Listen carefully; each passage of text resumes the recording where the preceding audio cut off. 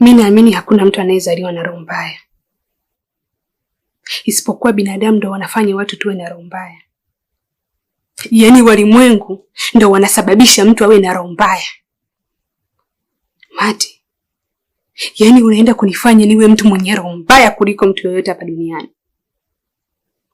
Unanifanya niwe mnyama Mati. Naenda kuwa mtu katili kwa sababu yako. Naenda kuwa mnyama. Mati, wewe sio mtu wa kunifanyia hivyo. Kitu ulichonifanyia Mati kimenivunja moyo. Ila nashukuru Mungu umenifumbua macho. Na hili kwangu nachukulia kama ushindi. Sikutegemea. Yaani mimi kumbe kujimaliza kote, wewe unanichora tu. Unanipaka mafuta kwa mgongo wa chupa. Mtoto mdogo kumbe umejaa unafiki.